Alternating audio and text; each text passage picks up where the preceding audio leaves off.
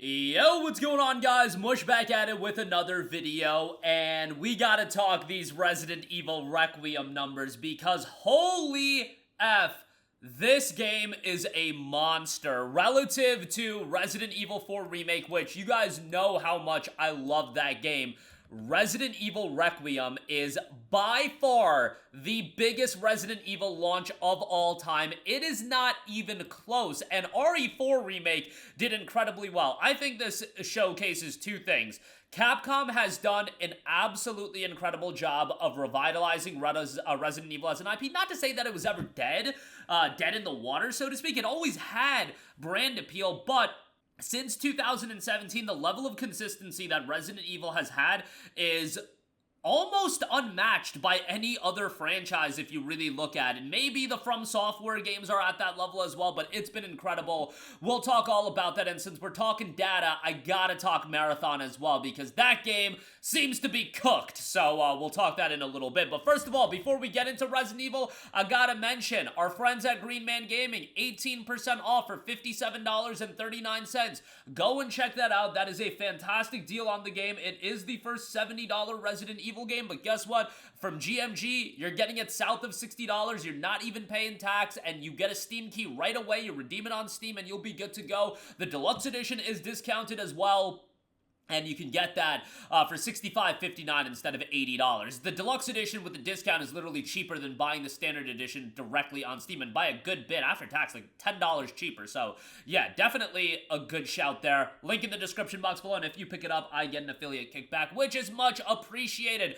But Resident Evil Requiem, as of the recording of this video, and the numbers are just shooting up and up, is at 320,000 concurrent players.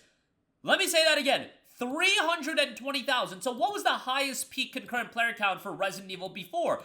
It was just back in 2023. It wasn't that long ago, and it was the Resident Evil 4 Remake. That peaked at 168,000 concurrent players. We're talking about doubling that amount, and it will 100% pass the doubling count because it's not even the weekend, and the games peak at the weekend, and you're talking about after the game drops and people get out of work and everything like that. That's when the player count is really going to escalate. At midnight, it was already well over 200,000, but obviously now as people are waking up and people are playing it in different regions and so on and so forth, more people are jumping in on it. And remember what's so fascinating about this.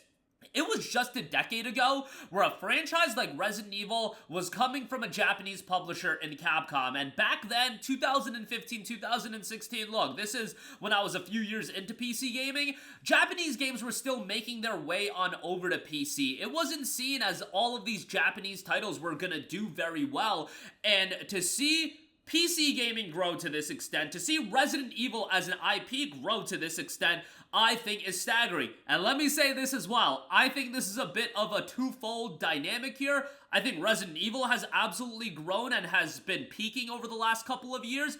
Also, I think PC gaming has grown, and I think when you look at numbers like this, man, this should definitely be like, okay, I can see why Sony doesn't want to put their games on PC because of how much this platform is growing, and they want to offer that value proposition on PlayStation 5. I definitely look at something like this, and it's just like, okay, Resident Evil has definitely grown. Take nothing away from it, but I think it's also the twofold factor of PC gaming just exponentially growing, and Resident Evil historically has been very, very well optimized, so that's always good. But man, this is just an insane number. I thought the game was gonna do really well, and I thought it was gonna beat Resident Evil 4 pretty comfortably, but I was thinking like 250k, and that would be an outstanding number. We're talking 320,000 already, and it's only gonna grow. And by the way, this is the first $70 Resident Evil game, so that $10 price hike, look, I will say it over and over again. $70 is a lot to pay for a game,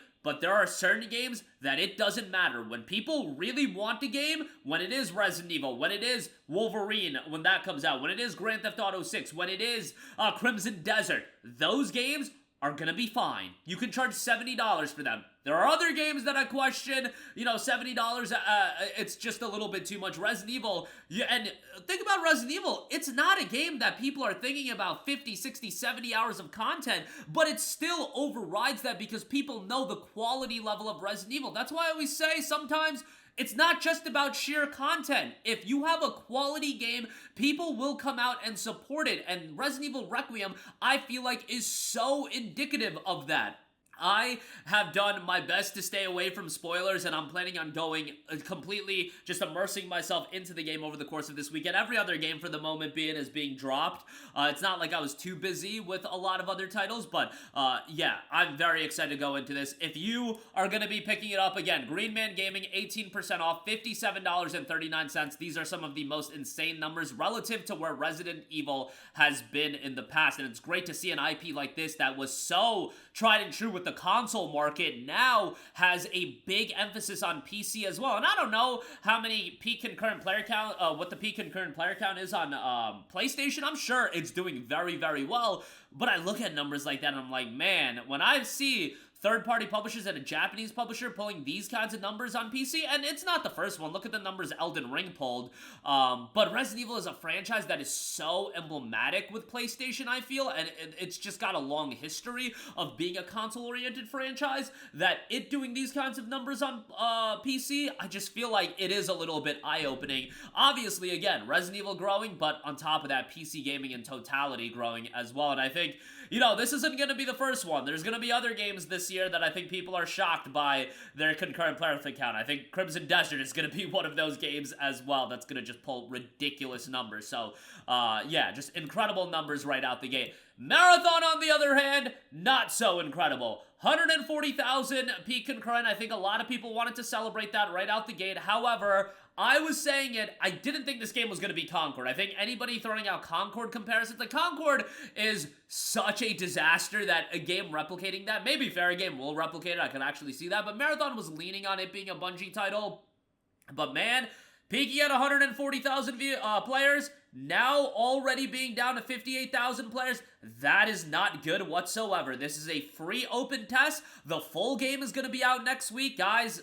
I can see the trend. I think this game is dead on arrival. I really do. And I was telling everybody that, you know, I didn't think the game was going to be a Concord level disaster because that disaster is so big. But once they announced the server slam test, I knew that we were going to get an idea of how this game was going to do. And given that this game has fallen off this much this quickly, I think the perception is out there. I just think this is an uphill battle that's going to be really difficult to fight right now, and you had to drop something that was a blow-away experience with the server slam, and I just don't feel like they did that based on the general perception, and that's what matters with live service games, you guys. It's the general perception more than anything, and dropping from 140k to 58,000 for a live service game, that this is also the free test, the full game is going to be $40, we're cooked. I really do think it's cooked. I know some people are like, oh, they're topping the charts on Steam. Dude, it's like one of the major games coming out in the next weeks. Like, that's how the Steam charts work, you guys. I hope people understand that. I feel like Steam charts, people don't know how to, like, comprehend that data that well. It's like Resident Evil Requiem is obviously top of the charts because the game just came out and the game is doing really well. Marathon is doing well. Yes, it's selling more than Arc Raiders. Arc Raiders isn't even discounted right now, and the game has been out for 4 months. Obviously, Marathon, the game that's coming out next week, people are pre-ordering it. There's going to be some people excited for it, and I'm not saying this game is going to launch with 2,000 concurrent players, but I don't think it's going to be long for this world. I don't think 6 months from now people are going to Marathon in droves just based on these early numbers.